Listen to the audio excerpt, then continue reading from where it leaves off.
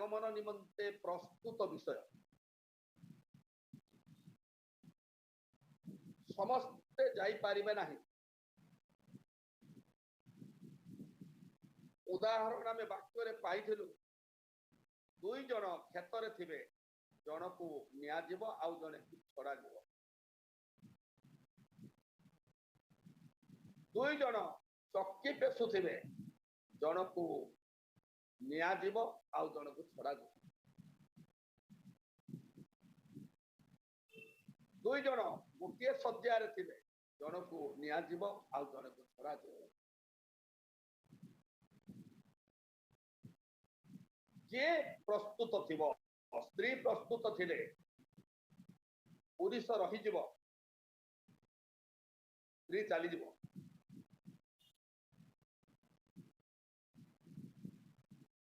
स्त्री प्रस्तुत जदि अच्छे स्त्री चली जीव जदि स्त्री प्रस्तुत नहीं पुरुष प्रस्तुत अच्छी ताहले पुरुष चली जीव स्त्री रही जीव एमती गोटे भयंकर समय से समय लक्ष लक्ष जनता अंतर्ध्यान हो जाए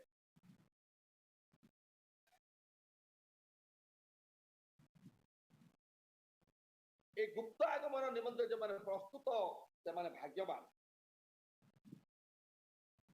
आ प्रस्तुत बोली कहले कौन कौन ताहा हमें गत दिन मानक चिंता करिछु माटी से नुआ सृष्टि है पुनर्जन्म पाई तार पुराना स्वभाव जाइए ख्रीष्टंक सहित रही नूतन सृष्टि अर्थात हांडी नचेत इटा नचेत ठिंकर नचेत खपर नूतन सृष्टि ही सार गालातीय पुस्तक लिखा अच्छे 6 अध्याय 15 पद को पढ़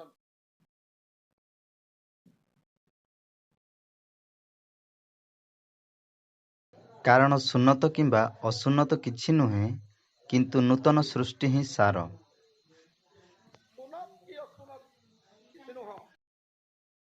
नूतन सृष्टि ही सार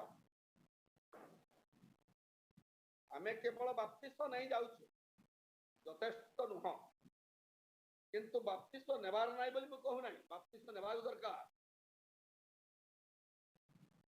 आमे ख्रिस्टियन होउछु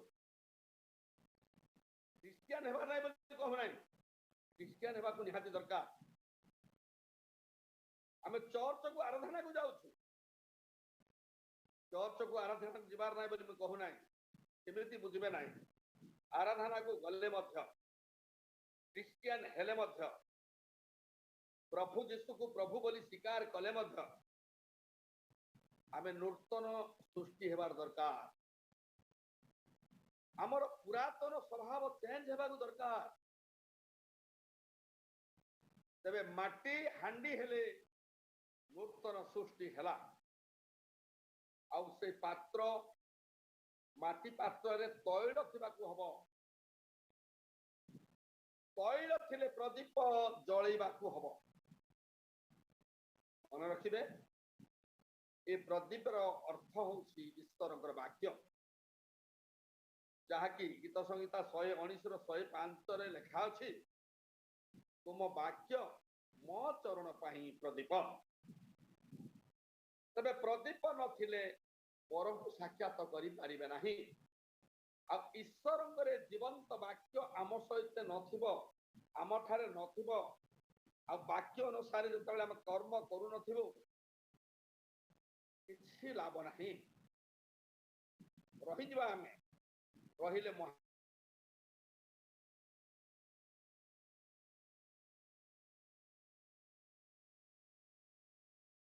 क्लेश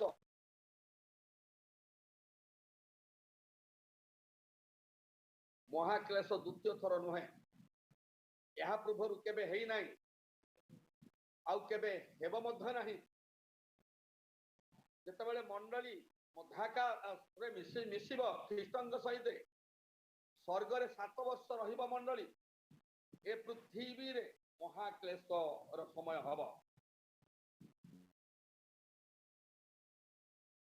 कांटिका राजत्व जो कर प्रथम 3 वर्ष 6 मास जना पड़िबा नहीं शांति प्रचार चलिबो पृथ्वी रे गुटे मुद्रा हब पृथ्वी रे गुटे राजा हेबे गुटे मात्र सम्राट महासम्राट हब एमती गोटे समय आसुची समय को जदि यही समय रक्षा प्राप्त हवा निमंते हेले से समय महाक्लेश हम से महाक्लेश रक्षा प्राप्त हवा निमंते हेले आम गुप्त आगमन ए चोर परि आगमन को आम जावाक पड़ो हम माथि लिखित सुसमाचार 24 अध्याय 21 पदरे ताहा लेखा अच्छी पढ़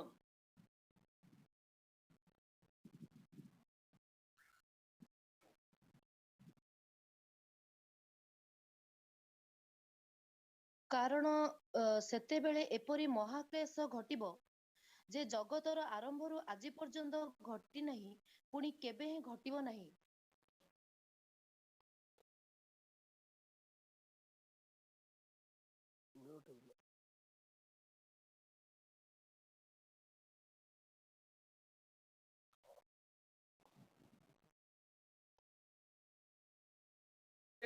महाक्लेश घटी नहीं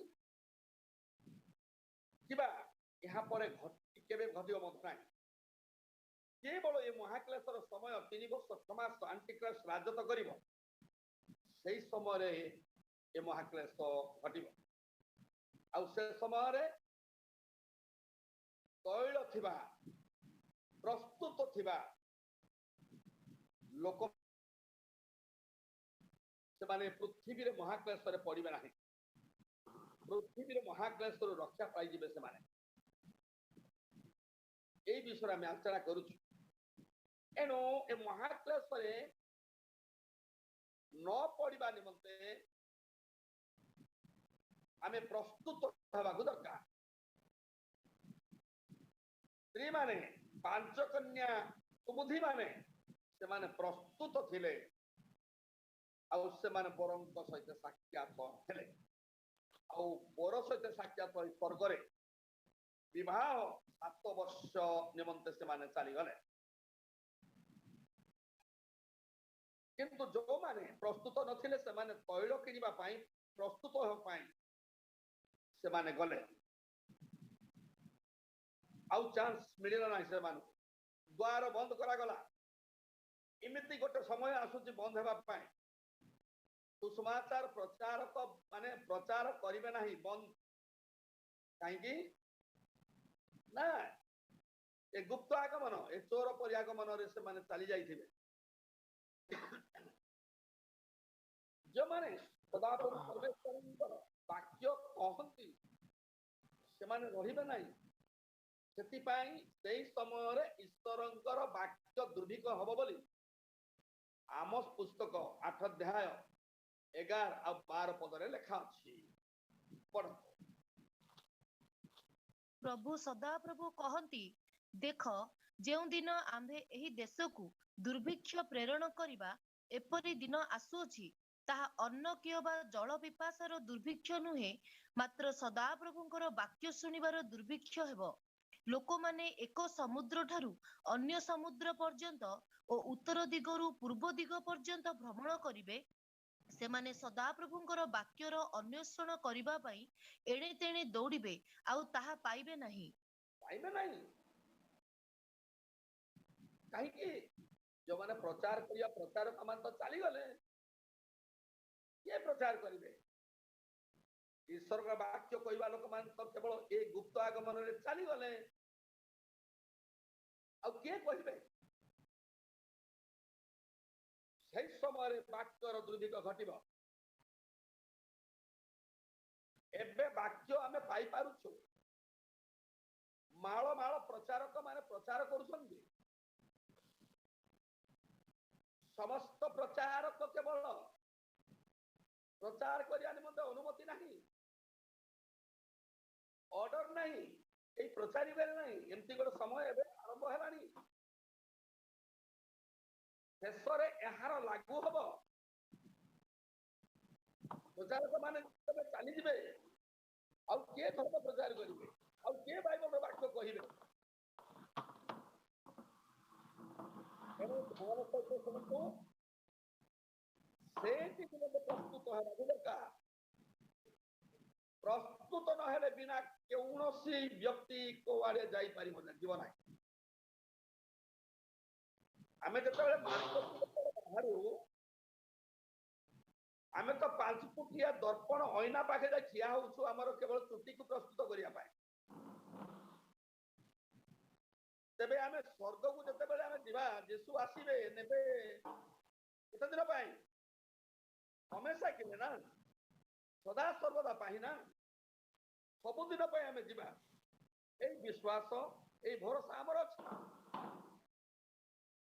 ଦେଖ, ଜଣେ ବ୍ୟକ୍ତି ଘରରୁ ଗାଁକୁ ଯାଏ, ସେ ଫେରି ଆସିବ, ମୁଁ କେତେ ଦିନରେ ଫେରି ଆସିବି, ସେ ଅଞ୍ଜାରେ ସେତିକିଟା ଲୁଗା, ସେତିକିଟା ତାର ବ୍ୟବହାର କରା ଜିନିଷ ସେ ନେଇକି ଯାଏ। ତାର ପେଟିକୁ, ତାର ଆଟାଚକୁ, ତାର କେବଳ ବକ୍ସକୁ ସେ ପ୍ରସ୍ତୁତ କରିଯାଏ। ତେବେ ଆମେ ଅନନ୍ତ କାଳ ପର୍ଯ୍ୟନ୍ତ ସ୍ୱର୍ଗରେ ପିତାଙ୍କ ପରମେଶ୍ୱରଙ୍କ ସହିତ ବାସ କରିବା ପାଇଁ ଏ ଜଗତ ଛାଡ଼ିକି ଆମେ ଯିବା, ତେବେ କେତେ ଯେ ପ୍ରସ୍ତୁତ ହେବାକୁ ଦରକାର। ସବୁ ବିଷୟ ନେଇକି ଆମେ ପ୍ରସ୍ତୁତ ହେବା ଦରକାର। ଯେତେବେଳେ ଆମେ ପ୍ରଥମ ଥର ପଢିଥିଲୁ ଆମ ପୁସ୍ତକ ଜେହିଜିକଲ 38 ଅଧ୍ୟାୟ ତାର 7 ପଦକୁ ଆଉ ଥରେ ପଢନ୍ତୁ ନା। ତୁମେ ପ୍ରସ୍ତୁତ ହୁଅ, ତୁମ୍ଭେ ଆପଣଙ୍କୁ ଓ ତୁମ୍ଭ ନିକଟରେ ଏକତ୍ରିତ ତୁମର ସମସ୍ତ ସମାଜକୁ ପ୍ରସ୍ତୁତ କର, ଆଉ ତୁମ୍ଭେ ସେମାନଙ୍କର ରକ୍ଷକ ହୁଅ। ଆମେନ୍। ତୁମେ ପ୍ରସ୍ତୁତ ହୁଅ, ତୁମ ନିକଟରେ, ତୁମ ପଡ଼ିଶାରେ, ତୁମର ସୌଭାଗିତାରେ, ତାର ଫୁନ୍ ତୁମ ଠାରେ ଅଛି। ଅନା ବନା କଥା ତୁମେ କହୁଛ, ଠିକ ଅଛି, ଜଗତ ନିମନ୍ତେ କଥା ହେବାର ନାହିଁ ବୋଲି ମୁଁ କହୁନାହିଁ, କଥାବାର୍ତ୍ତା କରନ୍ତୁ, କିନ୍ତୁ ଈଶ୍ୱରଙ୍କର କଥା ତ କୁହନ୍ତୁ। କିନ୍ତୁ ଈଶ୍ୱରଙ୍କ ବିଷୟ ତ ପ୍ରସ୍ତୁତ କରିବା ପାଇଁ କୁହନ୍ତୁ। ତୁମେ ପ୍ରସ୍ତୁତ ହୁଅ, ସମାଜକୁ ପ୍ରସ୍ତୁତ କର, ମଣ୍ଡଳୀକୁ ପ୍ରସ୍ତୁତ କର, ତୁମ ପରିବାରକୁ ପ୍ରସ୍ତୁତ କର। ପ୍ରଭୁଙ୍କର ଆଗମନ, ଗୁପ୍ତ ପରି ଆଗମନ, ଚୋର ପରି ଆଗମନ ନିମନ୍ତେ ପ୍ରସ୍ତୁତ କର। ଯଦି ଗୁପ୍ତ ଆଗମନ ହବ, ପ୍ରଭୁ ଆସିବେ,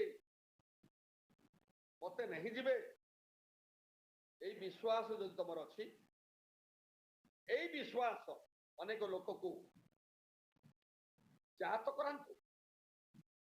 ସର୍ବଣରେ ବିଶ୍ୱାସ ଜାତ ହବ। ତେବେ କୁହନ୍ତୁ, ସେମାନେ ମଧ୍ୟ ପ୍ରସ୍ତୁତ ହୁଅନ୍ତୁ। ଯଦି କହିବା ନାହିଁ ଆମେ, ହେଲା, ଅବସ୍ଥା କଣ ହେବ ପଢନ୍ତୁ ଟିକେ। ଜେହିଜିକଲ 33 ଅଧ୍ୟାୟ 3 ପଦରୁ ପଢନ୍ତୁ ତଳକୁ।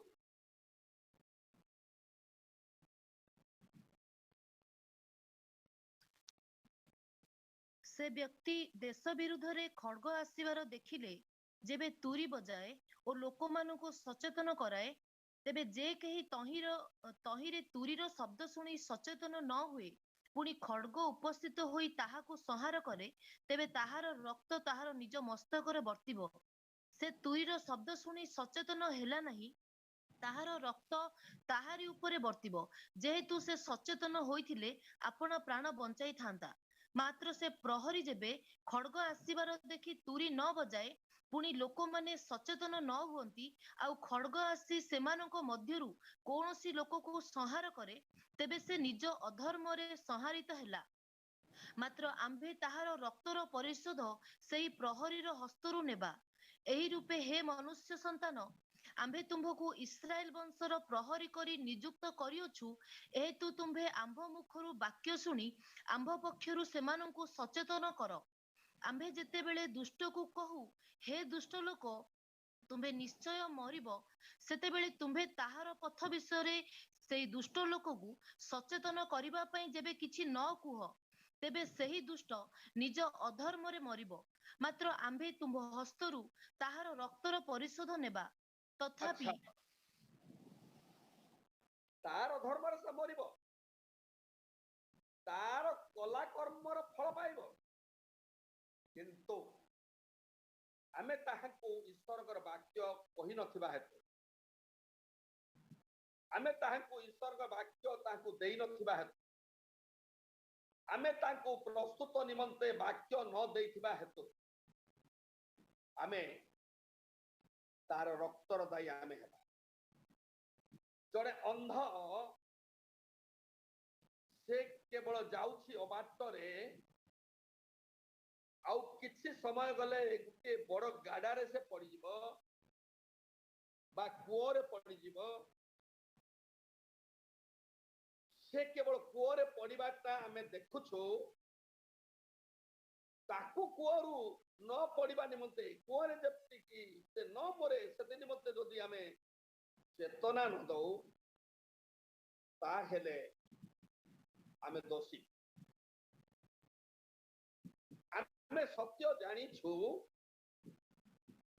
ସତ୍ୟ ଜାଣିକି ଆମେ କେବଳ ସତ୍ୟ ଲୋକମାନଙ୍କୁ କହି ନାହୁଁ,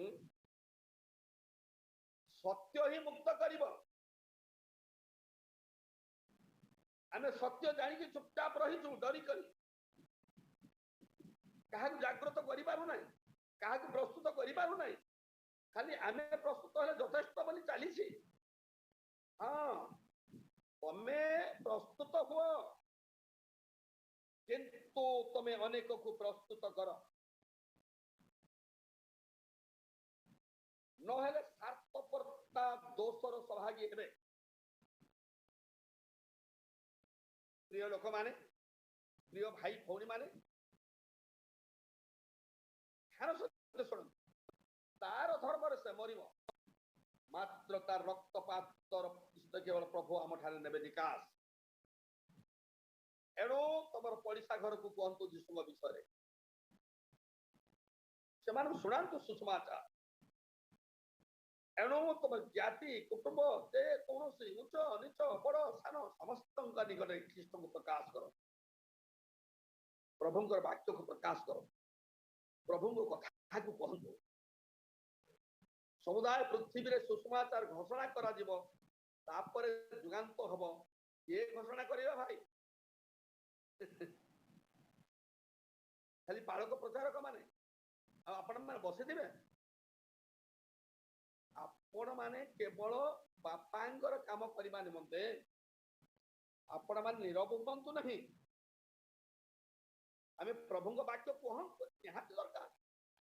କହୁ କହୁ ନ ମାନୁଛେ, ପୁରା କଣ ମାରିଦେବ କହିଲା ଜାଣିବେ? ଗୋଟେ ଦିନ ଚାପଡ଼ା ଖାଆନ୍ତୁ ପ୍ରଭୁଙ୍କ ନିମନ୍ତେ, ପୁରସ୍କାର ସେଇଟା, ମୁକୁଟ ସେଇଟା।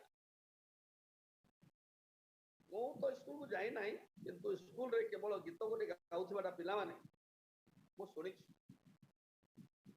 ସତ କହିବାକୁ କିହା ଡରିବି, ସତ କହି ପଛେ ମୁଣ୍ଡେ ମରିବି। ମରିବାଟା ତ କେବେ ହେଲେ ମରିବି ନା, ରୋଗ ହଉ ବ୍ୟାଧି ହେଲେ ବୋଲି କିଏ ମାରିଦେଲେ, ଯାହା ହେଲେ ମୁଁ ତ ମରିବି। ମରିବାକୁ ଡରି ଆଉ କୋଉଠି ଯାଇକି ଲୁଚି ବଞ୍ଚି ପାରିବିନି, କେତେ ଦିନ ବଞ୍ଚିବି? କିନ୍ତୁ ପ୍ରଭୁଙ୍କ ନିମନ୍ତେ ମରିବା ପାଇଁ ପ୍ରସ୍ତୁତ ହୁଅନ୍ତୁ, ପ୍ରଭୁଙ୍କ ନିମନ୍ତେ ଦୁଃଖ ଭୋଗ କରିବା ପାଇଁ ପ୍ରସ୍ତୁତ ହୁଅନ୍ତୁ, ପ୍ରଭୁଙ୍କ ନିମନ୍ତେ କଷ୍ଟ ସହ୍ୟ କରିବା ପାଇଁ ପ୍ରସ୍ତୁତ ହୁଅନ୍ତୁ, ଖ୍ରୀଷ୍ଟଙ୍କ ନିମନ୍ତେ ପ୍ରାଣ ଦେବା ନିମନ୍ତେ ପ୍ରସ୍ତୁତ ହୁଅନ୍ତୁ। ଯେହେତୁ ସେ ଆମ ପାଇଁ ପ୍ରାଣ ଦେଇଛନ୍ତି, ଆମେ ତାଙ୍କ ପାଇଁ ପ୍ରାଣ ଦେବା ପାଇଁ ଭୟ କରିବାର ନାହିଁ। ତା ବୋଲି ଆମେ ଅନ୍ୟାୟ କରିବା, ଅତ୍ୟାଚାର କରିବା ଆଉ ପ୍ରଭୁଙ୍କ ନିମନ୍ତେ ବୋଲି କହିବା ଉଚିତ ନୁହେଁ। ନା, କିଛି ପାଇପାରିବେ। ध्यान से शुणु निजे प्रस्तुत है उत्तर अन्य को प्रस्तुत करिया दरकार निजे परित्राण पाइला उत्तर अन्य लोक को परित्राण कथा करिया दरकार निजे मद छाड़ी थिबो आ लोक को कहबो मद पियंतु नाही उचित आ निजे जदि टिके पुथिबो आ मद पीबार भल नाही बोली कहबो उचित नुह तेबे प्रस्तुत हुआ तब समाज को प्रस्तुत कर आउ से रक्षक हुआ छाड़ी देकी पलांतु नाही आगंतु नाही सेठी भाई आमोस पुस्तक रे पद लेखा अछि 9 अध्याय 14 पद पढ़न आमोस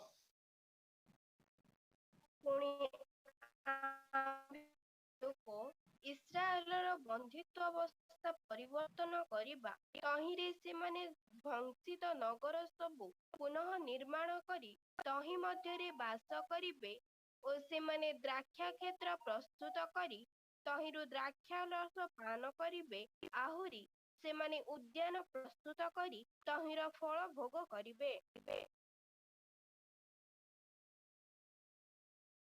जदि आमे पढ़िबा ताहाको पुणी आंबे अपना लोक इस्राएल रो बंदी अवस्था परिवर्तन करिबा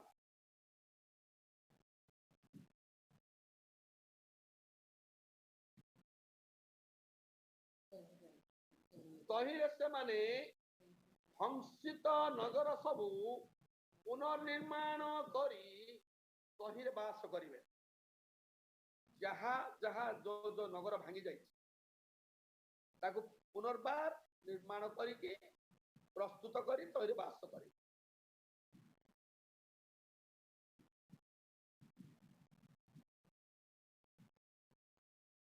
द्राक्षा क्षेत्र प्रस्तुत करी तहिरे द्राक्षा रस पान करिवे 3 आ से माने उद्यान प्रस्तुत करी से माने फल भोग करिवे केतरा पैठला केतना पैठला देखंतु गणतु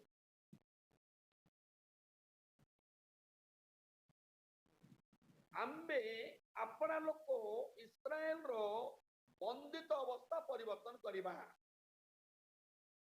कार बंदित अवस्था किए कहउछंती कथा स्वयं ईश्वर कहउछंती इस्राएल लोक मानको आंबे अपना लोक इस्राएल रो अर्थात इस्राएल माने परमेश्वर का लोक माने ईश्वर का लोक माने ईश्वर को आराधना करिबा लोक माने ईश्वर को हम बोली हमार्थक बोली पापार्थक बोली दोषार्थक बोली मंगलार्थक बोली उत्सर्ग करिबा लोक माने होउछंती इस्राएल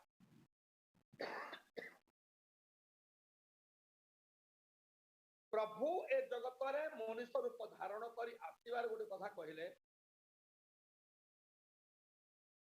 जहा हदि जाई अछि ता खोजी रक्षा करिबा निमंते मनुष्य पुत्र आसते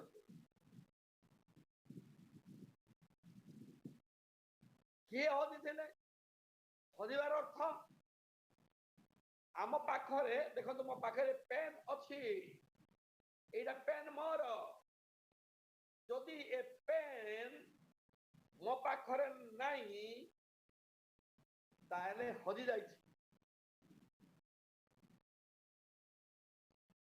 आगरे प्रार्थना थिला एबे नाही आगरे आराधना थिला एबे नाही आगरे विश्वास थिला एबे नाही आगरे धर्म जीवन यापन थिला एबे नाही यह कोई बुझाए ताई मध्य तमे अछ कि टिके चेक करंतु ताई मध्य आपण अछंती कि भौणी बा भाई आपण के आपण को हृदय को आपण केवल अनुसंधान करंतु आपणकर हृदय मध्य ख्रीष्ट अछंती कि आउ के अछंती टिके जांच करंतु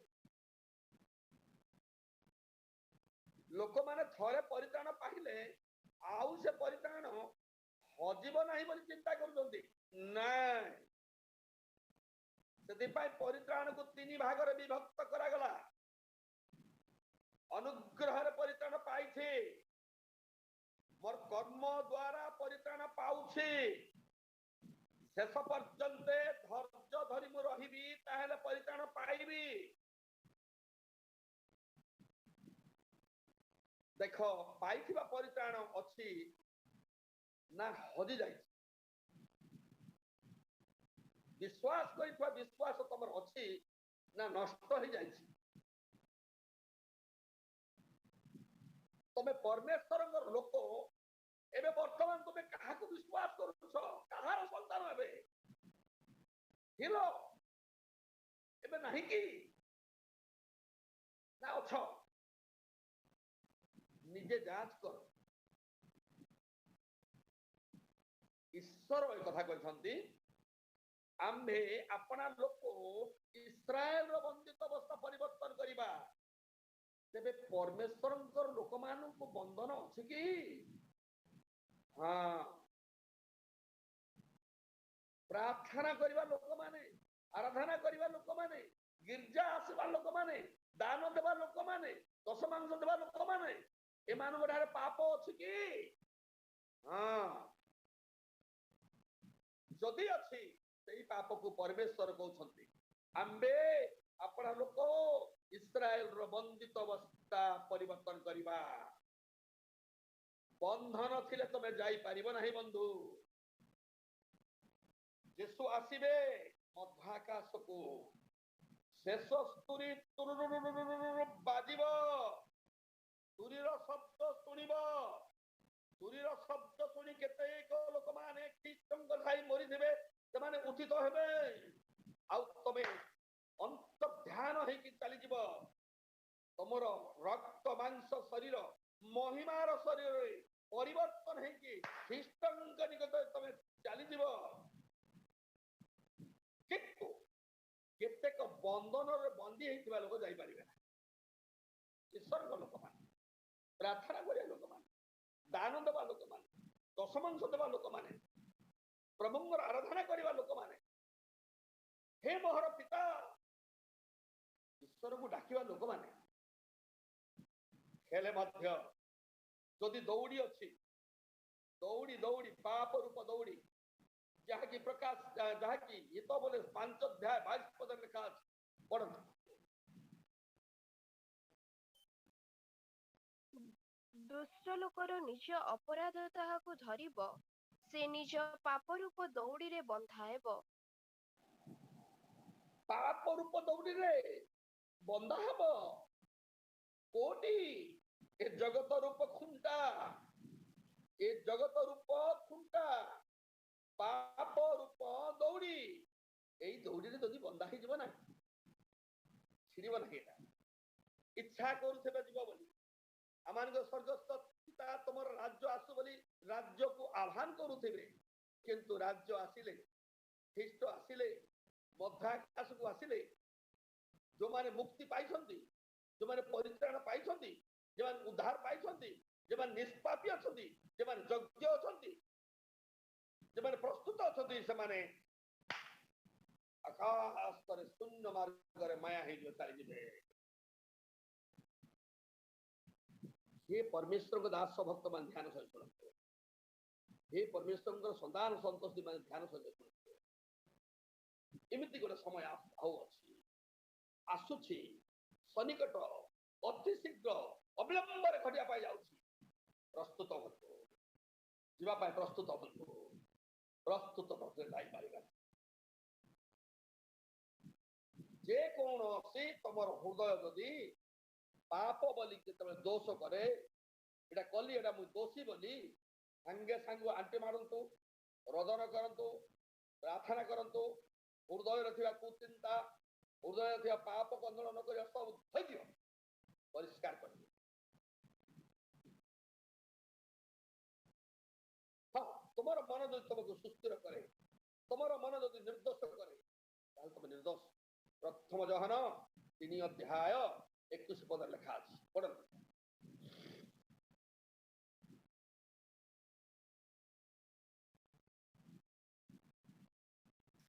हे हे ପ୍ରିୟମାନେ, ପ୍ରିୟମାନେ, ଆମ୍ଭମାନଙ୍କ ହୃଦୟ ଯଦି ଆମ୍ଭମାନଙ୍କୁ ଦୋଷୀ ନ କରେ, ତାହେଲେ ଈଶ୍ୱରଙ୍କ ସାମୁରେ ଆମ୍ଭମାନଙ୍କର ସାହସ ଅଛି। ସାହସ ଅଛି। ହଜାର ଲୋକ ହଜାର ପ୍ରକାର କଥା କହନ୍ତୁ, ନିନ୍ଦା କରନ୍ତୁ, ଅପମାନ କରନ୍ତୁ, କିଛି ଚିନ୍ତା କରିବା ଦରକାର ନାହିଁ।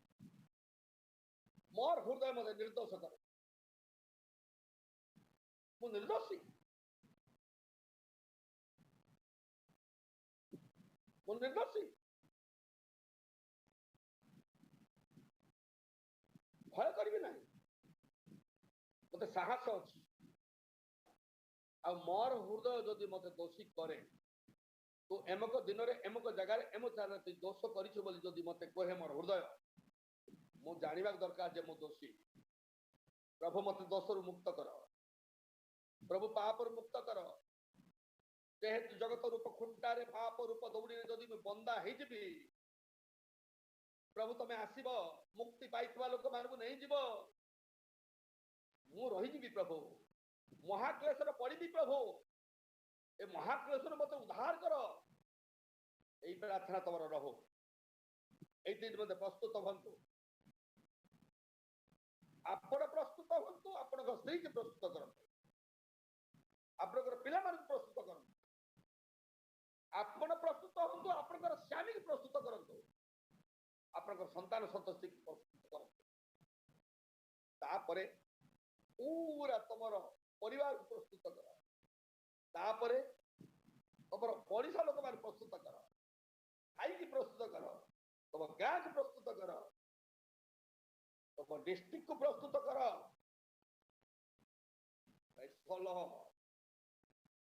ତମ ରାଜ୍ୟକୁ ପ୍ରସ୍ତୁତ କର, ତମ ଦେଶକୁ ପ୍ରସ୍ତୁତ କର। ଖ୍ରୀଷ୍ଟଙ୍କର ରାଜ୍ୟକୁ ଯିବା ନିମନ୍ତେ ପ୍ରସ୍ତୁତ, ବିନା ପ୍ରସ୍ତୁତ ଯାଇପାରିବେ ନାହିଁ ବନ୍ଧୁ।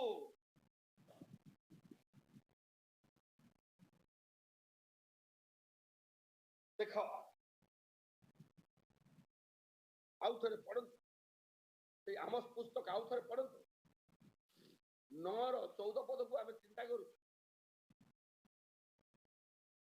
ପୁଣି ଆମ୍ଭେ ଆପଣା ଲୋକ ଇସ୍ରାଏଲର ବନ୍ଧିତ୍ୱ ଅବସ୍ଥା ପରିବର୍ତ୍ତନ କରିବା, ତହିଁରେ ସେମାନେ ଧ୍ୱଂସିତ ନଗର ସବୁ ପୁନର୍ନିର୍ମାଣ କରି ତହିଁ ମଧ୍ୟରେ ବାସ କରିବେ, ଓ ସେମାନେ ଦ୍ରାକ୍ଷା କ୍ଷେତ୍ର ପ୍ରସ୍ତୁତ କରି ତହିଁରୁ ଦ୍ରାକ୍ଷାରସ ପାନ କରିବେ। ଆହୁରି ସେମାନେ ଉଦ୍ୟାନ ପ୍ରସ୍ତୁତ କରି ତହିଁର ଫଳ ଭୋଗ କରିବେ। ଉଦ୍ୟାନ ଅଛି କିନ୍ତୁ ପ୍ରସ୍ତୁତ ହୋଇନାହିଁ, ଦ୍ରାକ୍ଷାର କ୍ଷେତ୍ର ଅଛି, ଦ୍ରାକ୍ଷା କ୍ଷେତ୍ର ଅଛି ସିନା ପ୍ରସ୍ତୁତ ହୋଇନାହିଁ।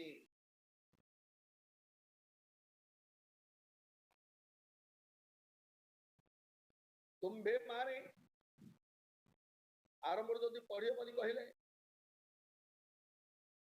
ଧ୍ୱଂସିତ ନଗର ସବୁ ପୁନର୍ନିର୍ମାଣ କର। ପ୍ରଥମ କଥା ଏଇଟା,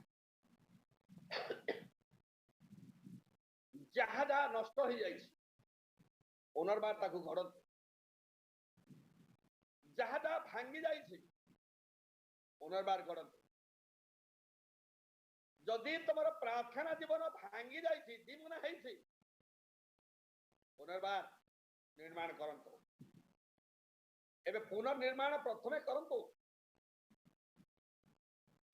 ଯାହା ତମର ଭାଙ୍ଗି ଯାଇଛି, ଦୁଇ ଭାଗ ହେଇଯାଇଛି, ଦୁଇ ମୁନା ହେଇଯାଇଛି, ତାକୁ ପୁନର୍ବାର ତମେ ନିର୍ମାଣ କରନ୍ତୁ।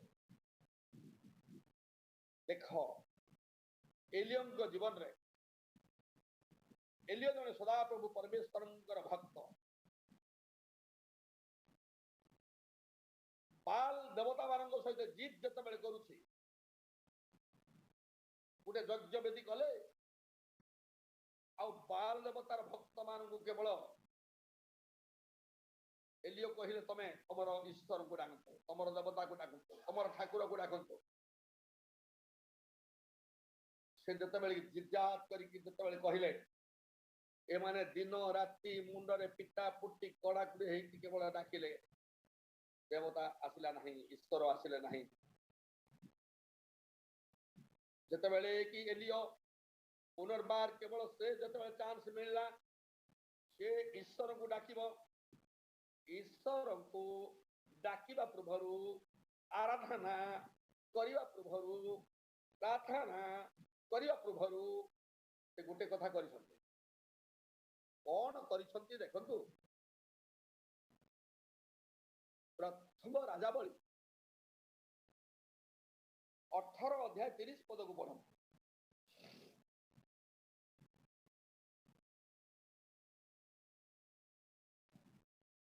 पुणी जेउ जाकुब एथिरे एलियो समग्र लोकंकु कहिले मो कतिकी आस तहु समग्र लोक तांको कतिकी आसिले तहिरे से सदाप्रभुको उत्पाटित यज्ञवेदी पुनर्निर्माण कले। से पुनर्निर्माण कले सदाप्रभुंकर उत्पादित भांगी जाइथिबा मन को पुनर्बार गढिले घरे आराधना होउतला भांगी जाइछि कोन ना कोनोसी कारणरु ताको पुनर्बार आराधना स्टार्ट कले जहा तुमर मन एक थिला ताहा दिम नाही जाइछि पुनर्बार से एक मन रे डाकिले तापरे यज्ञवेदी रे यज्ञ उत्सर्ग कले सदाप्रभु को डाकिले अग्नि आसिला ग्रास कला जाति पकेइला आपण माने सब पढिले तळे जानि पारिबे।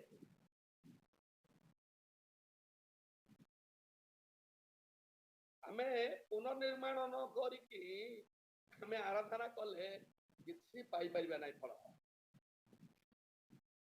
जहा भांगी ताको गड़ आगे जहा नष्ट होइछे पुनर्निर्माण करो आगे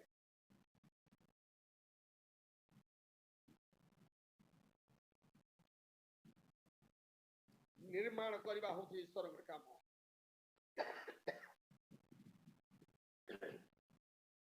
किंतु निर्माण करबा पाई गले बहुत लोक बहुत कथा कहिबे आ जो व्यक्ति साहसिक हेबा दरकार एमिति गोटे घटना निहिमिया पुस्तक रे लेखा अछि आसंतु निहिमिया 2 अध्याय 18 पद को पढ़ंतु।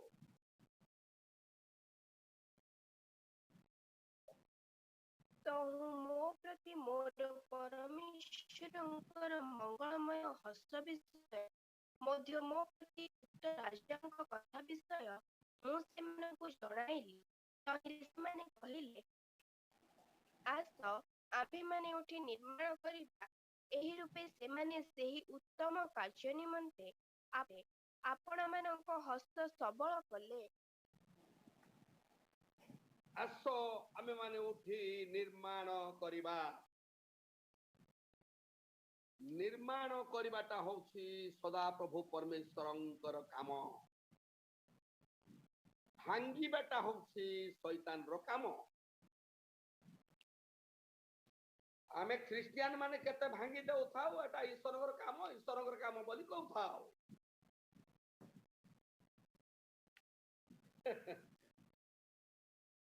ना ना ईश्वरंकर काम भांगीबाटा ईश्वरंकर काम होछि निर्माण करिबाटा ना ईश्वरंकर कर्म होछि जहा भांगी जाइछि ताहाको निर्माण करिबाटा होछि ईश्वरंकर काम जहा तैयार हेछि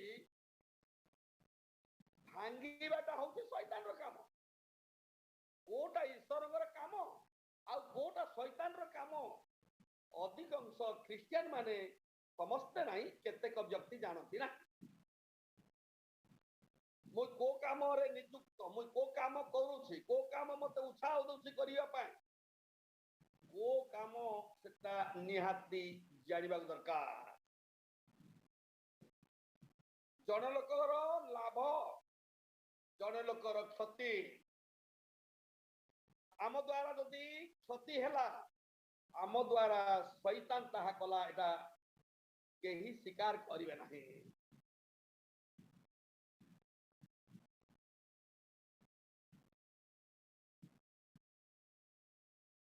प्रिय बंधु माने ध्यान से शुणु गड़ीबाटा हूँ परमेश्वर ये सब तैयार कर परमेश्वर तैयार कर उद्भिद प्राणी, जलचर प्राणी, क्षेत्र प्राणी, भूचर प्राणी, पक्षी प्राणी, पशु प्राणी, जावतीय सब ए चंद्र सूर्य तारा नक्षत्र गण ए सब तैयार कर से हम ईश्वर कौन से कला लोक हो कि कला लोक हो, लोक हो कि आत्मा हो,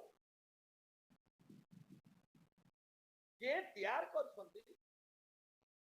जे गढ़ुंट जे निर्माण करा होते ईश्वर, ईश्वर काम। नेहिमिया ये जन चाकरी करवा चाकरी वाला पुणी सुसन राजधानी अच्छी तार खाइबा पीवा कौन स्वभाव ना राजा को पानपात्र दौर राजा जहाँ पीए खाए से मत खाई पीए से एमती नेहिमिया सेवा निमंते बहुत ताकू प्रचार निमंते ताहंकु आराधना निमंते ताहंकु बहुत बड़ बछ आसिला जहाँ सुनिला विगलित हो गला निज लोक मान निमंते। नेहिमिया 1 अध्याय 1 ରୁ 3 पद पर्यंत पढ़ंतु।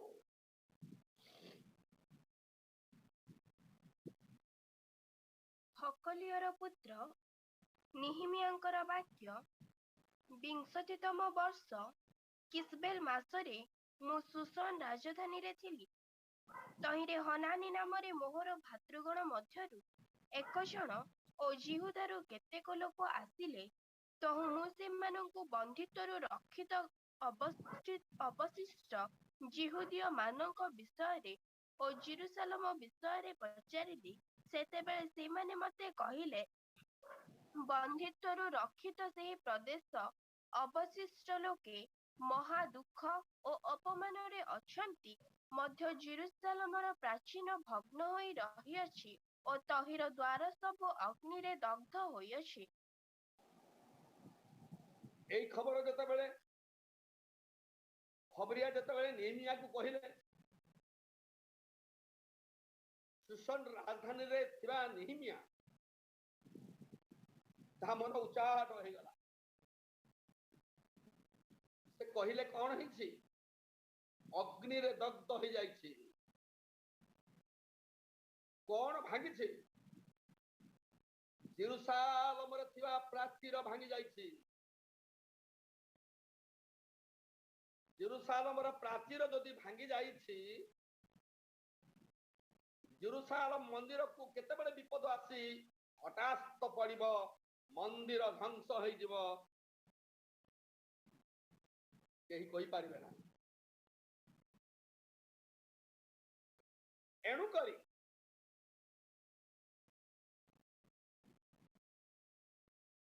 नेहिमिया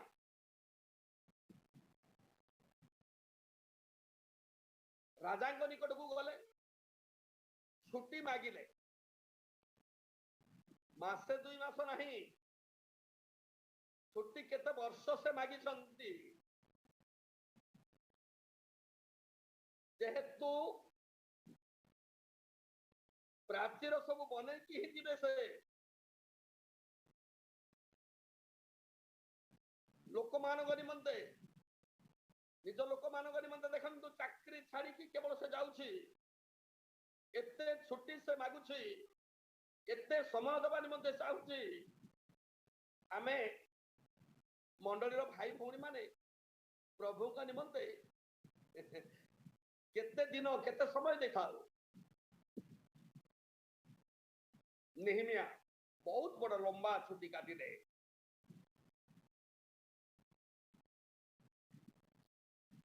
सुसन राजधानी रे थिबा व्यक्ति तार खाइबार पीबार किछि असुविधा नाही। लोकमान निमंते निज लोकमान निमंते निज जाति भाई लोकमान निमंते निज मंडली निमंते किछि ना किछि करिबा पाइबनी। देख केते बड़े निस्वार्थ भाव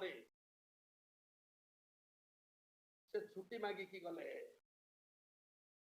ଯାଇକି ନିର୍ମାଣ କରିବା ନିମନ୍ତେ ଲୋକମାନଙ୍କୁ ଡାକୁଛନ୍ତି, ଆସ ଆସ ଆସ ଆସ ଆସ ଆମେ ଉଠି ନିର୍ମାଣ କରିବା। କଣ ହେଇଛି ନା ପ୍ରାଚୀର ଭାଙ୍ଗି ଯାଇଛି। ଆପଣ ମାନଙ୍କର ପ୍ରାଚୀର ଅଛି ତ? ଚତୁର୍ଦିଗରେ ଟିକେ ଅନାଅ,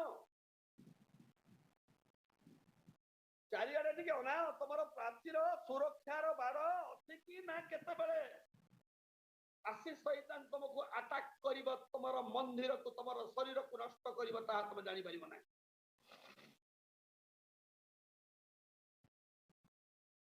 ଚିନ୍ତା କରନ୍ତୁ ଅଛି କି ନାହିଁ ପ୍ରାଚୀର।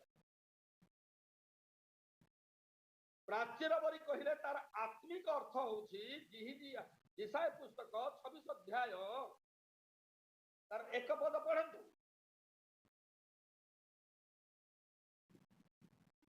ଜିହୁଦା ଦେଶରେ ଏହି ଗୀତ ଗାନ କରାଯିବ। ଆମ୍ଭମାନଙ୍କର ଗୋଟିଏ ଦୃଢ ନଗର ଅଛି, ସେ ପରିତ୍ରାଣକୁ ତହିଁର ପ୍ରାଚୀର ଓ ପରୀକ୍ଷା ସ୍ୱରୂପ କରିବେ। ତେବେ ପରିତ୍ରାଣ ହଉଛି ପ୍ରାଚୀର। ତମର ପ୍ରାଚୀର ଭାଙ୍ଗି ଯାଇଛି କି? ତମେ ପାଇଥିବା ପରିତ୍ରାଣ ହରେଇ ଦେଇଛ କି? ନା ତମେ ପାଇଥିବା ପରିତ୍ରାଣ ତମ ସହିତ ଅଛି? ଟିକେ ଦେଖନ୍ତୁ। କେତେବେଳେ ପାଇଥିବା ପରିତ୍ରାଣକୁ ହରେଇ ଦଉ ଆମେ, ଆଉ ଧ୍ୟାନ ନ ଦେଇଥାଉ, ପାଇଥିବା ପରିତ୍ରାଣ ହରେଇ ଦେଇଥାଉ, ଆଉ ଖାଲିଟାରେ ଡାବା ମାରୁଥାଉ ଆମେ। ନା, ପ୍ରଭୁଙ୍କର ଆଗମନ, ପ୍ରଭୁ ଆସିବେ, ଚୋର ପରି ଆସିବେ, ଆଉ ସେଇ ସମୟରେ ଆମର ବସ୍ତ୍ର ରକ୍ଷା କରିବାକୁ ଦରକାର ବୋଲି ପ୍ରକାଶିତ ବାକ୍ୟ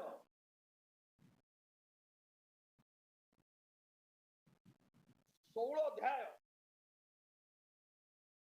15 ପଦକୁ ଆଉ ଥରେ ପଢନ୍ତୁ।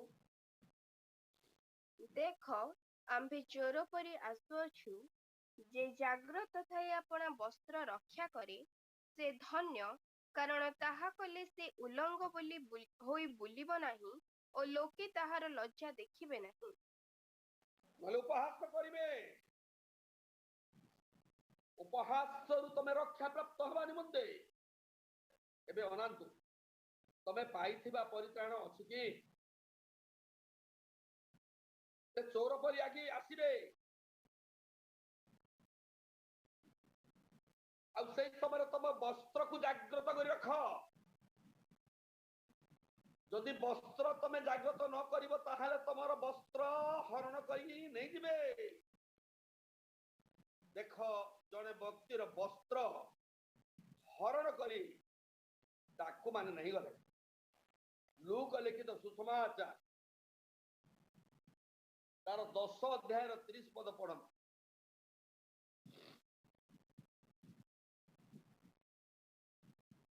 ଯୀଶୁ ସେହି ପ୍ରସଙ୍ଗ ଧରି କହିଲେ, ଜଣେ ଲୋକ ଜେରୁସାଲେମରୁ ଯିରିହୋକୁ ଯାଉ ଯାଉ ଡକାଇତମାନଙ୍କ ହାବୁଡରେ ପଡ଼ିଲା। ସେମାନେ ତାହାର ଲୁଗାପଟା ଛଡାଇ ନେଇ ଓ ମାଡ଼ ମାରି ତାହାକୁ ଦରମରା ଅବସ୍ଥାରେ ଛାଡ଼ି ଚାଲିଗଲେ। ଧ୍ୟାନ ସହିତ ଶୁଣନ୍ତୁ।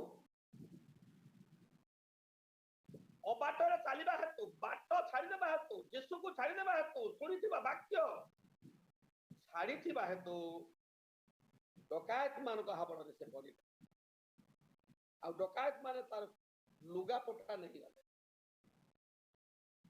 ମୁଦି ମାଲି ଚେନ୍ ସବୁ କିଛି ନେଲେ ନାହିଁ। ସେଟା ଲୁଗା ନଥିବା ତ ଡକାୟତ, ସେଟା ସେ ଲୁଗା ନଥିଲା। ହୀରା ନୀଳା ମୋତି ମାଣିକ ବୈଦର୍ଯ୍ୟ ନୀଳକାନ୍ତ ପଦ୍ମରାଗ ଏସବୁ ଭର୍ତ୍ତି ଅଛି, କିନ୍ତୁ ବସ୍ତ୍ର ନାହିଁ। ବାଇବଲରେ 7ଟା ବସ୍ତ୍ର ଭିତରେ ଗୋଟିଏ ବସ୍ତ୍ର ହଉଛି ପରିତ୍ରାଣର ବସ୍ତ୍ର।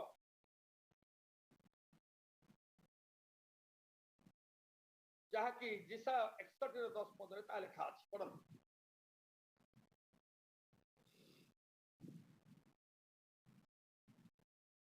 ମୁଁ ସଦାପ୍ରଭୁଙ୍କ ଠାରେ ଅତିଶୟ ଆନନ୍ଦ କରିବି, ମୋର ପ୍ରାଣ ମୋ ପରମେଶ୍ୱରଙ୍କ ଠାରେ ଉଲ୍ଲସିତ ହେବ, କାରଣ ବର ଯେପରି ଭୂଷଣରେ ଆପଣଙ୍କୁ ଭୂଷିତ କରେ ଓ କନ୍ୟା ଯେପରି ଆପଣା ରତ୍ନରେ ଆପଣଙ୍କୁ ଭୂଷିତ କରେ, ସେପରି ସେ ପରିତ୍ରାଣ ରୂପ ବସ୍ତ୍ରରେ ମୋତେ ବସ୍ତ୍ରାନ୍ୱିତ କରିଅଛନ୍ତି ଓ ଧର୍ମ ରୂପ ରାଜବସ୍ତ୍ରରେ ମୋତେ ଆଚ୍ଛାଦିତ କରିଅଛନ୍ତି।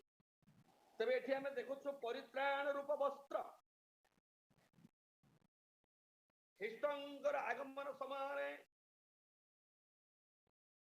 ଆମର ବସ୍ତ୍ର ଯଦି ଜାଗ୍ରତ ନ କରିଥାଉ, ଆମେ ପାଇଥିବା ପରିତ୍ରାଣ ଯଦି ଆମେ ଜାଗ୍ରତ ନ ରଖିଥାଉ, ଆମେ ଯାଇପାରିବା ନାହିଁ ବନ୍ଧୁ। ବସ୍ତ୍ର ଆମ ଠାରେ ଥିବା ଦରକାର। ଏଣୁ ବସ୍ତ୍ରକୁ ଜାଗ୍ରତ କରି ରଖ। ବସ୍ତ୍ରର ଆତ୍ମିକ ଅର୍ଥ ହଉଛି ପରିତ୍ରାଣ।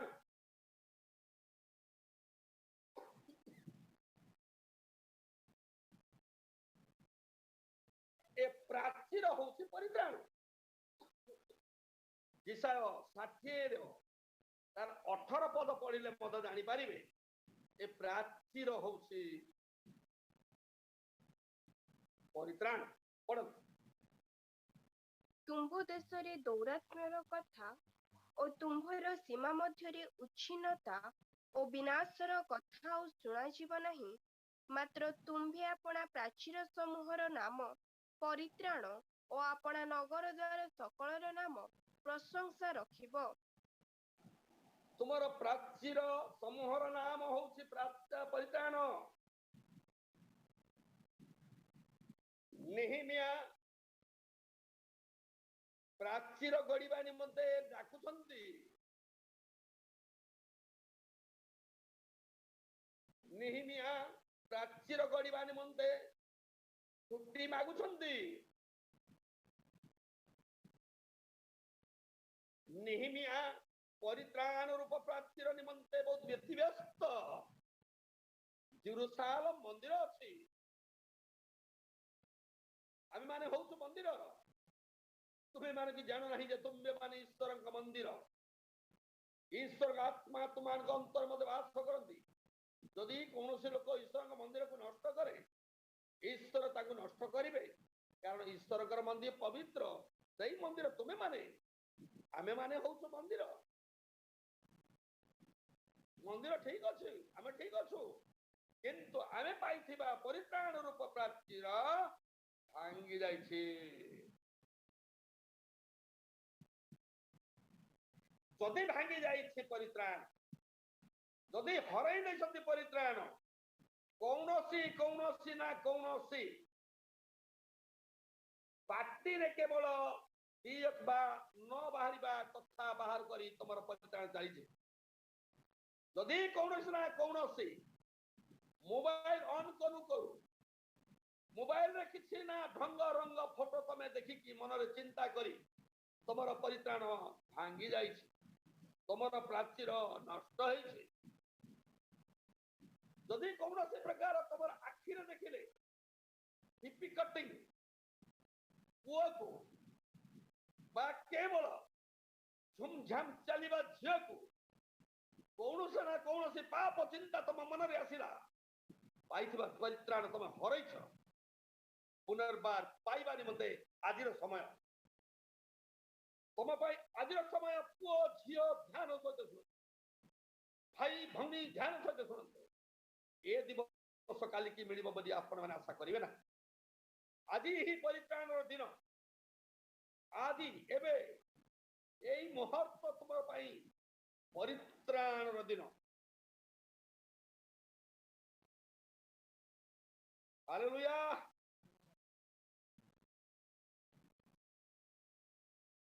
ପ୍ରେଜ୍ ଲର୍ଡ ଆଜ୍ଞା।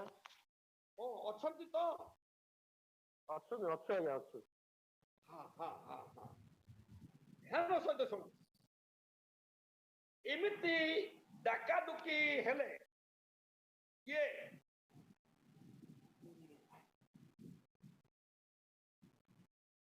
ଏମିତି ନେହେମିଆ କେବଳ ଯହୂଦୀ ମାନେ ଏକତ୍ର ହେଲେ।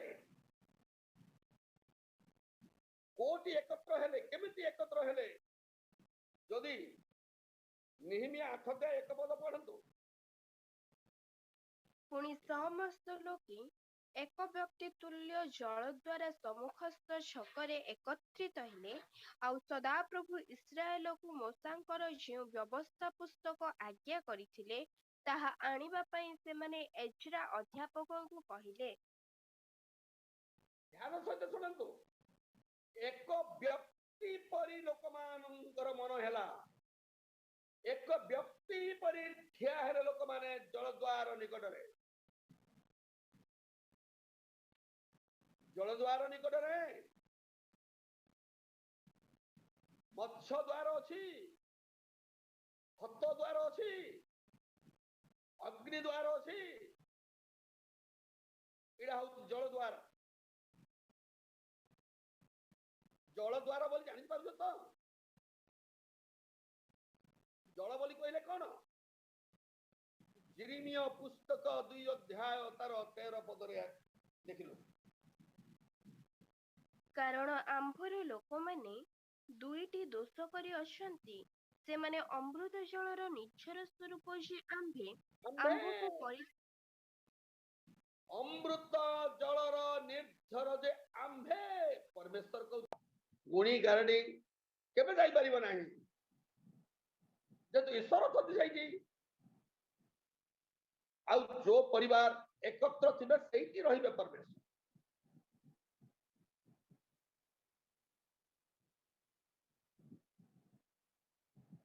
ଧ୍ୟାନ ସହିତ ଶୁଣନ୍ତୁ, ସେତେବେଳେ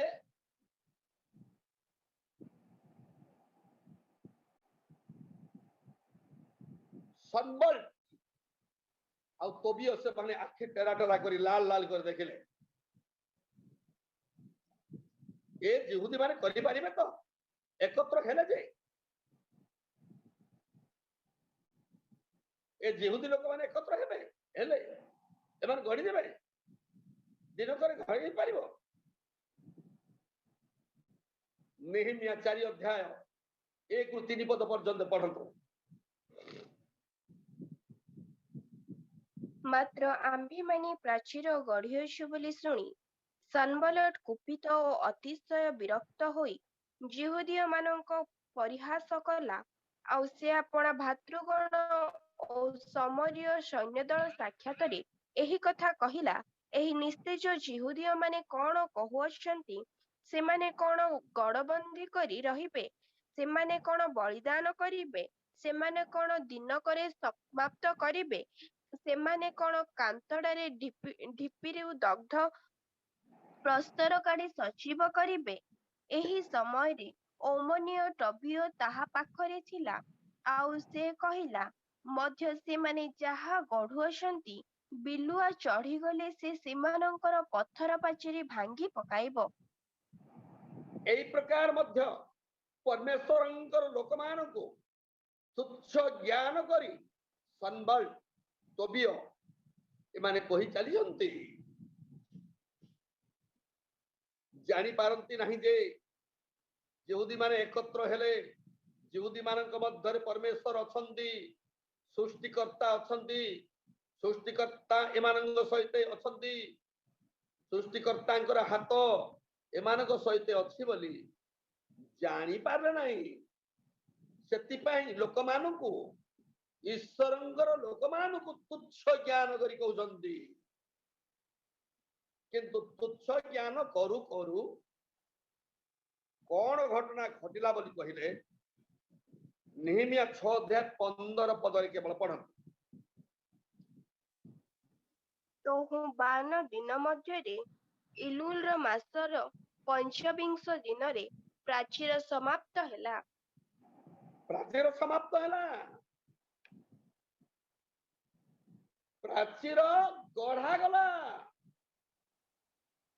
ଭାଙ୍ଗି ଯାଇଥିବା ପ୍ରାଚୀର ପୁନର୍ନିର୍ମାଣ ହେଲା। ଲୋକମାନଙ୍କର ମୁହଁ ଏଡିକି ଏଡିକି ହେଇଗଲା।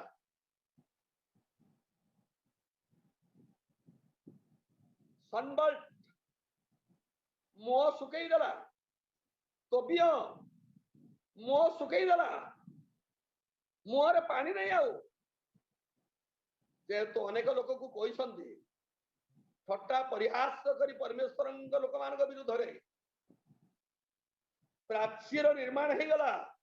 ତାଙ୍କର ହୃଦୟ ଥରିବାକୁ ଲାଗିଲା। କାହିଁକି ହେଲା ଜାଣିଛନ୍ତି? ପ୍ରାଚୀର ନିର୍ମାଣ ହେବାର କାରଣ ହଉଛି, ମୁଖ୍ୟ କାରଣ ନେହେମିଆ 4 ଅଧ୍ୟାୟ 6 ପଦକୁ ପଢନ୍ତୁ। ଏହି ରୂପେ ଆମ୍ଭେମାନେ ପ୍ରାଚୀର ଗଢ଼ିଲୁ ଓ ତହିଁର ଉଚ୍ଚତର ଅର୍ଦ୍ଧ ପର୍ଯ୍ୟନ୍ତ ସମୁଦାୟ ପ୍ରାଚୀର ଏକତ୍ର ସଂଯୁକ୍ତ କରାଗଲା, ଯେଣୁ କର୍ମ କରିବାକୁ ଲୋକମାନଙ୍କର ମନ ଥିଲା। କର୍ମ କରିବା ନିମନ୍ତେ ଲୋକମାନଙ୍କର ମନ ଥିଲା। ଲୋକମାନଙ୍କର ମନ ଥିଲେ କିଏ କଣ କରିବ? ଲୋକର ମନ ଯଦି ଅଛି, କୋ ଲୋକ ଆଗେଳିବ?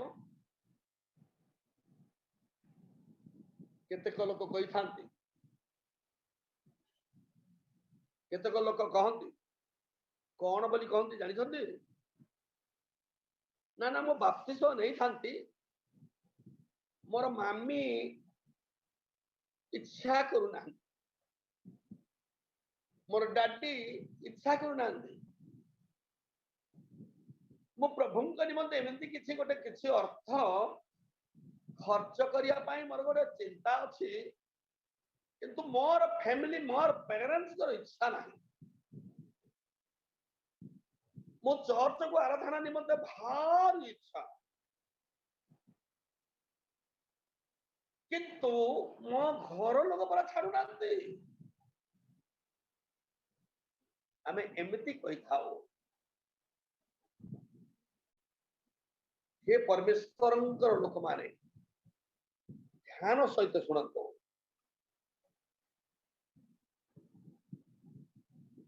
ଧ୍ୟାନ ସହିତ ଶୁଣନ୍ତୁ।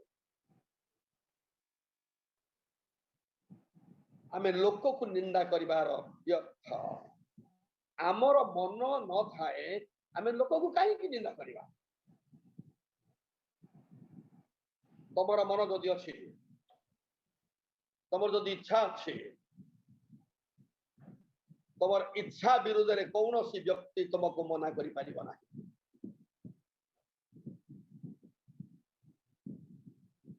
ଆଜି ଲୋକ କହନ୍ତି ନା ସରକାର ବିରୋଧ କରୁଛି, ନାଇଁ ବେକାର। କୋଉ ସରକାର ଆମକୁ ଖ୍ରୀଷ୍ଟିଆନ ହେବାର ବିରୋଧ କରୁନାହିଁ।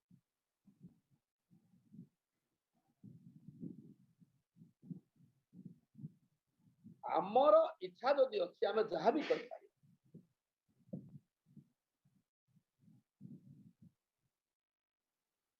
ଆମର ଇଚ୍ଛା ନଥାଇ କି ଆମେ ଲୋକକୁ ନିନ୍ଦା କରିବାର ଉଚିତ ନୁହଁ। ଦେଖ, କର୍ମ କରିବା ନିମନ୍ତେ ସେମାନଙ୍କର ମନ ଥିଲା।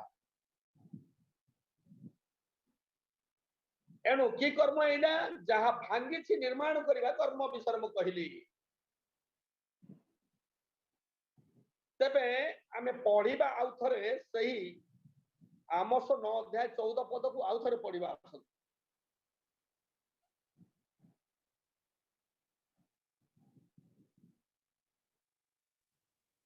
ପୁଣି ଆମ୍ଭେ ଆପଣା ଲୋକ ଇସ୍ରାଏଲର ବନ୍ଦିତ୍ୱାବସ୍ଥା ପରିବର୍ତ୍ତନ କରିବା, ତହିଁରେ ସେମାନେ ଧ୍ୱଂସିତ ନଗର ସବୁ ପୁନର୍ନିର୍ମାଣ କରି ତହିଁ ମଧ୍ୟରେ ବାସ କରିବେ ଓ ସେମାନେ ଦ୍ରାକ୍ଷା କ୍ଷେତ୍ର ପ୍ରସ୍ତୁତ କରି ତହିଁରୁ ଦ୍ରାକ୍ଷାରସ ପାନ କରିବେ। ଆହୁରି ସେମାନେ ଉଦ୍ୟାନ ପ୍ରସ୍ତୁତ କରି ତହିଁର ଫଳ ଭୋଗ କରିବେ।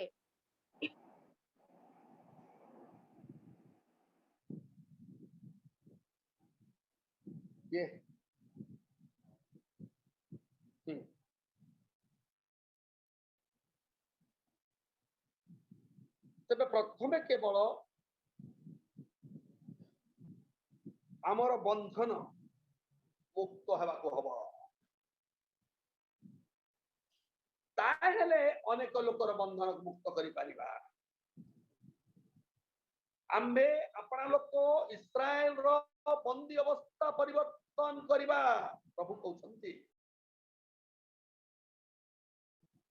ତେବେ ଇସ୍ରାଏଲ ଲୋକମାନଙ୍କ ଠାରେ ବନ୍ଧନ ଅଛି, ସେଥିପାଇଁ ପରମେଶ୍ୱର କହୁଛନ୍ତି ଆମ ଲୋକ ନିମନ୍ତେ ଆମେ କେବଳ ମୁକ୍ତି ପଠେଇବା। ଆପଣ ଯଦି 111 गीतर 9 पद पढ़िले जानी पारिबे 111 गीतर 9 पदरे एमिति लेखा अछि पढ़ से अपना ଲୋକମାନଙ୍କ ନିକଟକୁ ମୁକ୍ତି ପଠାଇ ଅଛନ୍ତି ସେ ଅନନ୍ତ କାଳ ନିମନ୍ତେ ଆପଣା ନିୟମ ଆଜ୍ଞା କରି ଅଛନ୍ତି ତାହାଙ୍କ ନାମ ପବିତ୍ର ଓ ଆଦରଣୀୟ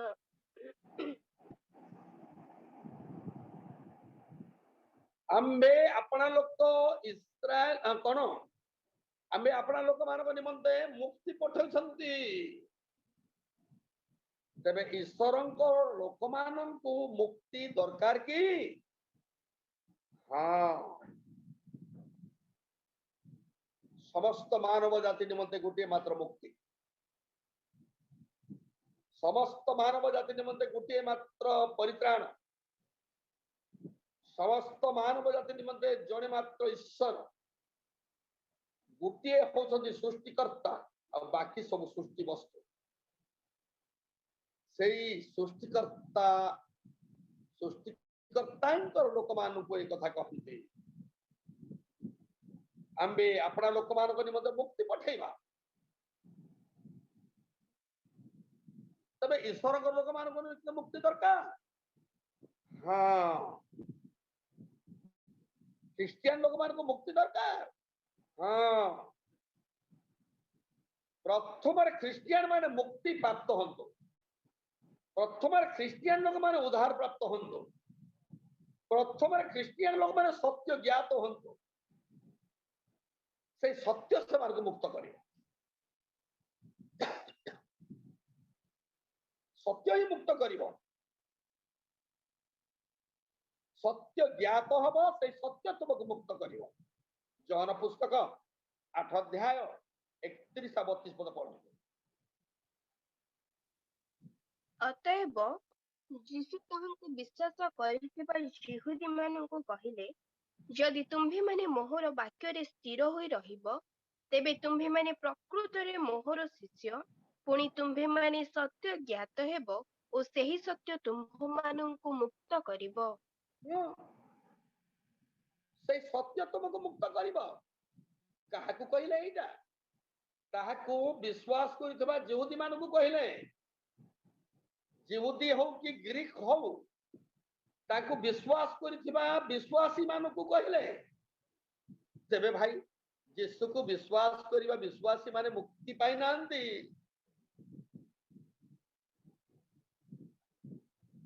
तेबे क्रिश्चियन लोक माने परित्राण पाई नांती हाँ चर्च से मान निमंते खोला किंतु ईश्वर का राज्य द्वार बंद तेबे प्रथमे क्रिश्चियन लोक माने परित्राण पाइबा दरकार तेबे प्रथमे हमर चर्च को हमें ठीक करिबा दरकार तेबे प्रथमे हमर परित्राण केवल परिवार को गठन करिबा पाई तैयार करिया पाई निर्माण करिया पाई दरकार ता पूर्वरु मोर निजर पाप ए पाप मु निजे मुक्ति पाइबा को दरकार मुई मुक्ति पाई नथिबी अनेक को मुक्ति पाओ बोली कहिबी ताहेले मिथ्यावादी बा सुनिले टिके दुख लागिबो आज्ञा किंतु दुख हेले मतो यहाँ केवल सत्य देखो ताहाकू विश्वास करता विश्वासी यहूदी मानकू कहिले तमे सत्य ज्ञात हबो सेही सत्य तुमको मुक्त करिबो तबे ताहाकू विश्वास करले यहूदी माने कोन सत्य ज्ञात नहंती नाही केमिति सत्य बोली कहिले कोन जहन पुस्तक 17 अध्याय 17 पद रे लिखा अछि सत्य कोन ସତ୍ୟ ଦ୍ୱାରା ସେମାନଙ୍କୁ ପବିତ୍ର କର ତୁମ୍ଭର ବାକ୍ୟ ତ ସତ୍ୟ वाक्य होची सत्य क्रिश्चियन विश्वासी माने चर्च को जानती सत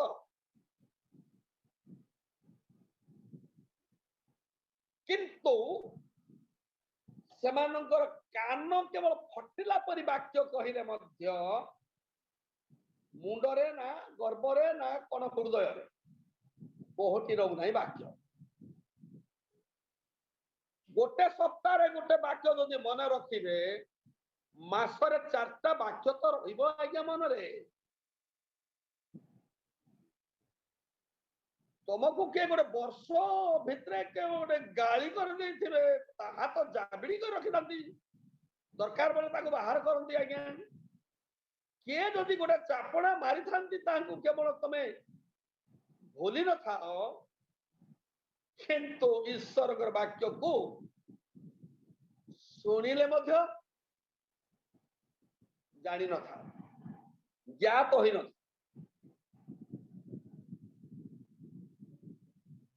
से सत्य तुमको मुक्त करिब तेरे सत्य होछि ईश्वर वाक्य वाक्य जानिबा को दरकार जानिले तो करिवे न जानिले केमिति करिवे वाक्य कर्म द्वारा केवल केवल तुम वाक्य जानिले तो तुम वाक्य द्वारा कर्म करिबो कर्म करने पूर्व तुम कर्म वाक्य अनुसार हो कि नहीं वाक्य थे तो जानी पार तेरे सत्य ज्ञात हो से सत्य तुम मान को मुक्त कर कहले आज्ञा यहाँ ना विश्वास करवा विश्वासी मान को यही कथा यीशु कह ईश्वर वाक्य को हे ज्ञान करतु ना वाक्य को केवल शुणी शुणी शुणी शुणी शुणी छाड़ी छाड़ी छाड़ी छाड़ी चलतु नहीं दिन आसब वाक्य खोज वाक्य पाई पार नहीं एणु वाक्य हूँ सत्य सत्य ज्ञात हेले मुक्त पाइब मुक्त पाइले केवल ईश्वर राज्य को जीव मुक्त पाइले अनेक को तुम मुक्त करि पारिबो आ तुम निजे मुक्ति पाई नथिबो मने करतु तुमर दुईटा हाथ बंधा अछि मोर दुईटा हाथ बंधा अछि मो सतरे तुमर बंधन मु खोली पारिबी कि कोन संभव ना तुमर बंधन खोलिबा पूर्व मोर बंधन खोला हेले सिना तुमर बंधन मु खोली पारिबी एणु प्रथमे केवल मोर बंधन खोलिबा दरकार से परमेश्वर एक कथा कहती आम्बे इस्राएल रो बंदी अवस्था परिवर्तन करिबा निजे स्वयं परमेश्वर कहते तुमको मुक्ति देलु तुम मुक्ति पाइल आ चुपचाप बसी ना जे माने मुक्ति पाई जातु जा जा बंधन अच्छी से बंधन खोलतु ध्वंसित भांगी जाइथिबा मंडली के पुनर्बार गठन करंतु जली जाइथिबा मंडली के पुनर्बार तुम गढ़ंतु आपण माने जानि छथि सुनि छथि मो कहिबा निमंते मु केवल पढिबो ना जतेबेले कि ग्राउंड स्टैंड तांकु जतेबेले 69 साल रे दी शिशुपुत्र सहित विरोधी दल जलई देले जमाने तांको विरोध कले जलई देले चर्च मध्य भांगी गला परमेश्वर बहुत बड़ बोझ मत देले मो हाथ रे किछि अर्थ नाही किंतु अर्थ सिना नाही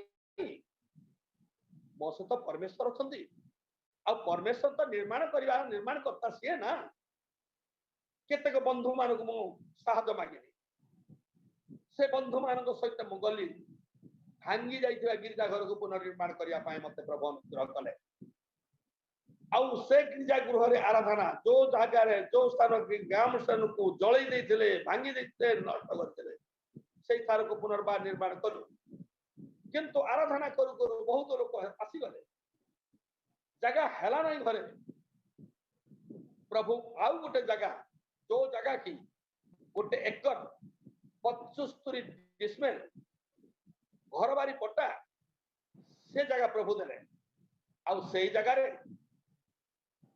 75 लंबा 40 फुट केवल चौड़ारे बहुत बड़ बड़ चर्च घर करने आरंभ करने प्रभु अनुग्रह कले आरंभ करने परमेश्वर सेवक प्रभुंकर दास पीजी वर्गीस से आमको केवल 3 लाख टका से चर्च बनवाई से लोक मान केवल मंडली की देले से पैसा आरंभ कले ताहिरे चर्च घर हला परी नाही से केवल अधरा केते काम रहीगला रही हेतु साउथ कोरिया केते बंधु मैंने आसीदेले मो से नहीं सेटा को गली आठारे केवल से जहाँ नियत होइथिला जहाँ उना होइथिला से पूर्ण करिबारे मते से समय आमे सुयोग पाइलु प्रभु ए निर्माण करती बंधन मुक्त होइथिबा लोक मानकर चिन्ह होउछि परित्राण पाइथिबा लोक मानकर चिन्ह होउछि से माने जहाँ ध्वंस होइथिबो जहाँ भांगी जाइथिबो ता पुनर्निर्माण करिवे मु कली बनी कहू नहीं तार चिन्ह होउछि आमे किछि करी नहीं गोटे तार सिंबल होउछि आमे परित्राण पाइछो बंधन आमर मुक्त हेछि एटा जानिबा निमंते हे मोर प्रिय बंधु माने हे मोर प्रिय भाई भौणी माने ध्यान सहित सुनंतु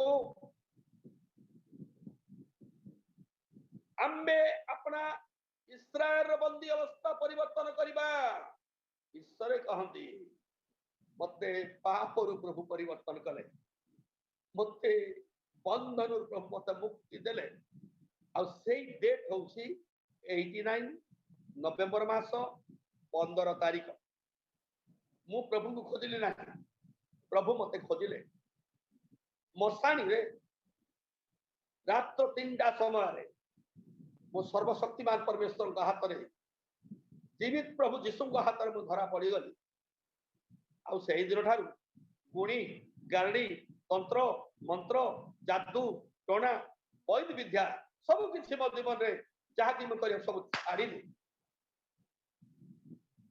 आई दिन ठार केवल पुनर्निर्माण हेली डिसेम्बर 7 तारीख जड़े बाप्तिस्म नेली डिसेम्बर 10 तारीख रे पवित्र आत्मा वरदान पाइली से आत्मा द्वारा चालित आज की 32 वर्ष है मु परमेश्वर सेवा आराधना उपासना करके आसुची मु यहाँ साक्ष्य दउची ध्यान सहित शुणु ईश्वर आमको परित्राण देले आमे जदि चुप होइके रखिदेबा परित्राण तो आमे पाइछु स्वार्थपरता दोष रे आमे दोषी हेबा एति निमंते मु पाइछे मो द्वारा मु केवल अनेक लोक को परित्राण मार्ग को आनी यही बोध मो बहिली बही सेवा कार्य कली प्रभु खाइबा अन्न पिंधा वस्त्र रहा बासस्थान ए सब मत से देले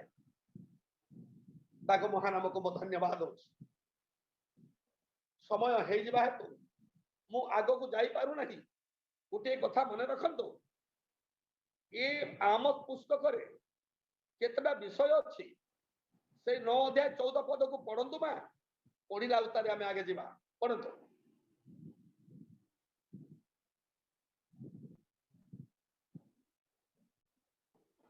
पुणी आम्भे आपण लोक इस्राएलर बंधित्व अवस्था परिवर्तन करबा तहिरे सेमान ध्वंसित नगर सब निर्माण करी तहि मध्यरे वास करिवे और सेमाने द्राक्षा क्षेत्र प्रस्तुत करी तहिरु द्राक्षा रस पान करिवे आहुरी सेमाने उद्यान प्रस्तुत करी तहिर फल भोग करिवे द्राक्षा क्षेत्र प्रस्तुत करी द्राक्षा रस पान करिवे एटा एबे मु कहू नाही उद्यान प्रस्तुत करी तहिरे फल भोग करिवे एटा मत कहया पई समय नाही जेतु आम्बे अपना लोक इस्राएल रो बंदी अवस्था परिवर्तन करिबा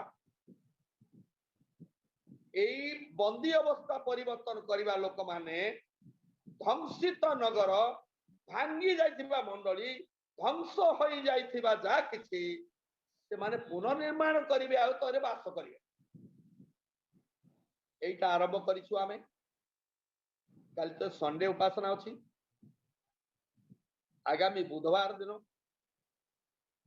हमर जो आप जरिया रे चली छी या चालू रहिबो आपण माने जदि इच्छा करिवे ए आप जरिया रे जड़ित होई आमे समस्त केवल प्रभुंकर राज्य निमंते प्रस्तुत हेबा आ अनेक को प्रस्तुत करिबा प्रभु ए वाक्य द्वारा आप समस्त को आशीर्वाद करंतु